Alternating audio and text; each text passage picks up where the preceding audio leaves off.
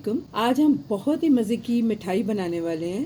तो ये मिठाई मैं बना रही हूँ जब हम घी बनाते हैं, देसी घी जो घर में हम बनाते हैं, तो वो उसको जब पकने के लिए रख दिया जाता है तो उसके बाद ये जो घी जब बन जाता है तो उसके नीचे ये खोया सा रह जाता है। इसे हम ज़ाया नहीं करेंगे, इसी खोए से हम बहुत मज़े की मिठाई बनाएंगे। खोया या मावा जो भी आप इसे कहते हो। तो आधा कप इसमें मैं चीनी का यूज़ करूँगी। 1 कप भर के मेरे पास ये है।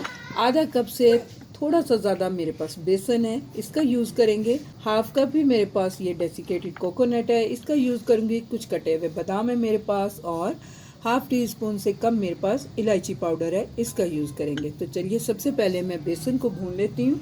देखिए एक बर्तन लिया मैंने, तो उसमें को मैंने फ्लेम ऑन कर दिया हुआ है। तो बेसन डाल देती हूँ मैं, इसके गर्म होते ही डाल दिया। और इसे हम इतना भूनेंगे मीडियम टू लो फ्लेम पे कि इसमें से अच्छी सी खुशबू आने लग जाए। तो फिर मैं दिखाती हूँ। आप 4 मिनट हो गए हैं लो फ्लेम पे मुझे इस तरह से इसे मुसलसल चम्मच चलाते हुए भूनते हुए। तो बेसन में से बहुत ही प्यारी खुशबू आना शुरू हो गई है। तो ये बेसन हमारा भुन गया है, तो मैं इसे साइड पे करती हूँ और फिर दिखाती हूँ। आप देखिए सेम पैन में मैंने ये सारा जो खोया है इसको डाल दिया है। जला हुआ खोया इसमें बिल्कुल भी आप यूज़ ना करें। ये जो बहुत हल्के कलर का होता है वही मैं इसमें यूज़ कर रही हूँ। जो बहुत नीचे उसकी खुरचन होती है वो बिल्कुल यूज़ ना करें, वो कड़वी हो जाती है और उससे आपकी मिठाई अच्छी नहीं बनेगी। तो इसे हम अच्छी तरह से मेल्ट होने देते हैं। अच्छे से मेल्ट हो चुका है और इसमें हमें घी डालने की भी ज़रूरत नहीं है क्योंकि ऑलरेडी इसके अंदर काफ़ी सारा घी होता है। तो यहाँ मैं इसमें चीनी भी ऐड कर दूँगी। अच्छी तरह से इसे भी मिक्स होने देंगे। चीनी भी अपना पानी इसमें से छोड़ेगी। 1 से 2 मिनट पका लेने के बाद यहाँ मैं इसमें ये बेसन ऐड कर दूँगी जो जिसे मैंने भून के रखा हुआ था। इसे भी मिला लेंगे। साथ ही इसमें मैं यहाँ पे गरी का बुरादा ये भी डाल दूँगी, इसे भी मिक्स कर लेंगे। ये मिठाई बहुत जल्दी बन जाती है और बहुत टेस्टी बनती है। मीडियम फ्लेम पे यहाँ मैं इसे पका रही हूँ। तो इसे हमें बहुत अच्छी तरह से मिक्स करना है। देखिए 3 से 4 मिनट मैंने अच्छे से इसे मिक्स करके और पका लिया है। ये देखिए बहुत अच्छे से हमारा हमेशा पक चुका है बर्फ़ी बनाने के लिए।